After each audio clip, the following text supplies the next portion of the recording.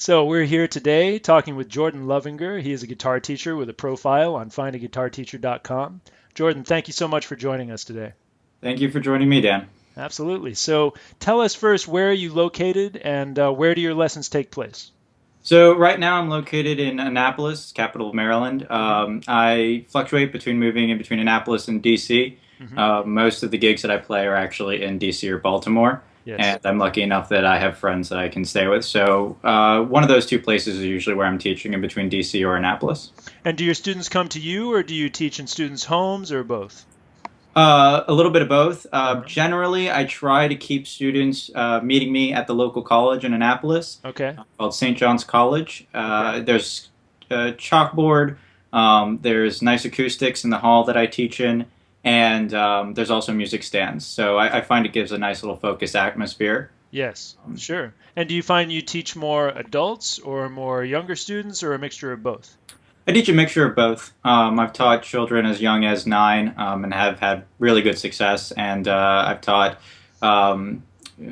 adults as old as 55. Hmm. So I feel comfortable teaching all ages. And do you find that people are interested in, a particular style more than others, or is there a wide range of styles that people are interested in learning? There's a wide range of styles. Generally, I've worked with beginner and intermediates, Hmm. so a lot of the time we're looking at specifically just getting fundamentals down. Hmm. I usually use jazz as somewhat a parent genre, Okay. and then inside of that, for rock and blues, etc., I'll focus. It really depends on the student, and I try to make sure that I'm teaching the student how to emulate certain artists or songs they like, Uh-huh. more so than entire genres, since that can Sure. be a little bit messy in terms of technique. Got it. So you mentioned rock, blues, jazz. What are the other kind of genres that you offer? What kind of styles do you offer? I offer a handful of styles. I was trained as a jazz guitarist, and Hmm. then later I did an apprenticeship with a blues guitarist named Matt Kelly. The Uh-huh. first one was with a jazz guitarist named Pete Muldoon in Uh-huh. DC. Uh-huh. Um, then on my own, I developed an acoustic style, Yes. somewhat similar to Chris Wood's. So I do acoustic percussive guitar, uh, Uh-huh. which is just kind of banging on the acoustic to make Uh-huh. drum pattern while you're playing. Got it. Those are the three main styles that I do. Hmm. I generally stay away from teaching classical guitar, Okay. but I'm Hmm. pretty competent to deal with almost all styles on a student-to-student basis. Sure, sure, it makes sense. And can you tell us a little bit about how you set your lessons up? Like how often do you work with students and how much do you charge? How Sure. long are your lessons? Generally, I like to keep hour-long lessons always. I either teach a la carte or by slot. Okay. If I'm teaching by slot, what I generally do is I give the student a lot of materials. Every student that signs up for a slot or has a regular a la carte lesson, like every 2 weeks or every month, basically Yeah. whenever it comes convenient, I create a digital workbook using Evernote that's accessible via smartphone or laptop. Okay. And so generally what we do is it's kind of like a college course. Okay. I try to give you as much information as possible along with exercises that'll help you reach your goals. Hmm. And then you go home and look at the materials either online or printed out and practice. I don't like to have students try to practice in front of me. Hmm. I think that it's worth your money to actually go through the learning process with me and then the practicing process on your own. I see. Got it. And tell us a little bit more about your approach overall to teaching. Do you have a particular philosophy that you like to, use and keep in mind when you're teaching? It it's I really don't work out of a book, and I really Hmm. don't have like a one size fits all method. It really Sure. depends on the student, Hmm. how much. It's not how much work or how much time they have to put into the lessons, Hmm. and outside homework, um, and what they're trying to accomplish. Obviously, somebody who's trying to play really complicated classical flamenco guitar is going to have a different exercise Hmm. regiment than somebody who just wants to play some songs around a campfire. Yes.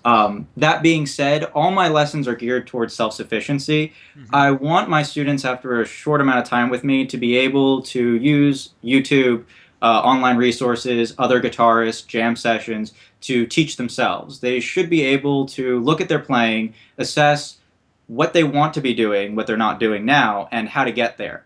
Hmm. So my hope is that eventually you don't need me. Eventually Hmm. you can kind of begin to teach yourself and then begin to take from as many different artists that you hear as possible and learn the way to do that. Got it. Got it. Cool. Can you tell us a little bit about your background as a guitar player? You've mentioned a few things about who you learned from. Yeah. You mentioned also that you play different gigs in different areas. Can you tell us just a little bit about that, just so we get a sense of that? Sure. I started playing guitar when I was about 14 and a half. What I did was I did somewhat of apprenticeship. I Yeah. basically saw my guitar teacher every day after school. Okay. And then with him, basically the way I paid for my lessons was he would give me a lesson and then he would have students who he would send to detention, students who didn't do their homework or needed to have a rebuff on a course that he'd already given them. Okay. And I would teach them. And that's how I paid I see. off Got it. both my guitar lessons from Pete Muldoon and also from Matt Kelly. Uh-huh. Um, while I was working with them, I also was their backup guitarist, and I would deal with their rig again to pay for my lessons. Mm-hmm.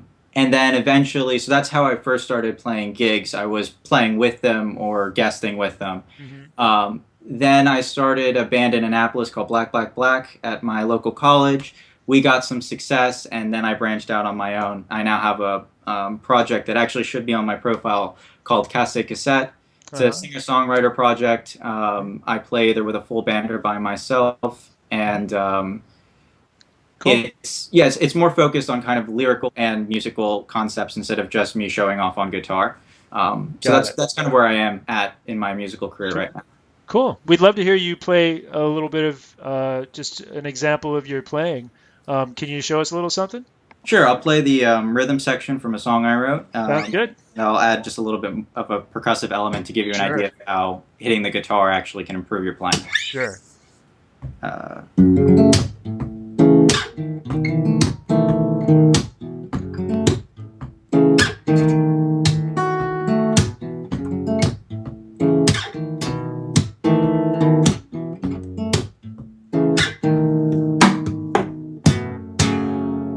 Cool.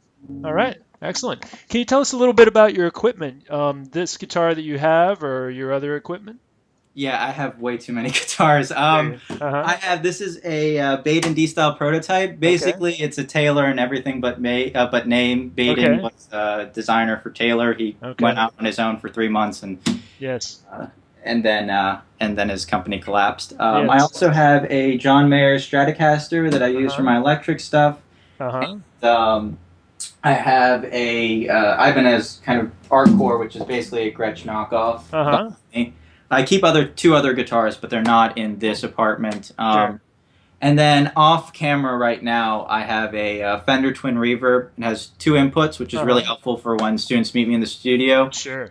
Usually, I try to get students really up and running with improvising because I Mhm. find that when you can do more on guitar, you're going to spend more time on guitar. Sure. This amp is really helpful for kind of getting nice tones out of Mhm. both of us at the same time. Yes. And under it, I have a very crazy, messy pedal board with a Yeah. couple of different, basically a overdrive section, a distortion section, delay, Mhm.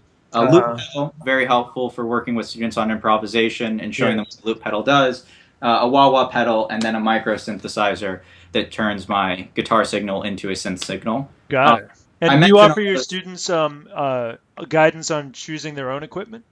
Yeah, that was exactly what I was going to say. Is I Yeah. keep the equipment around and out because Yes. it really helps students kind of figure out and look at the different ways in which to chain their pedals together and Yes. what pedals they might want to actually get. Sure. But so you offer your students help in purchasing their first guitar, for example. Oh yeah, that too. Great. Cool. Awesome. Well, Jordan, it's been great to hear about your teaching, and we're really glad that you're on findaguitarteacher.com. Obviously, anybody who works with you is going to have a great teacher available to them. You obviously have a lot of knowledge to share. Yeah, thank you.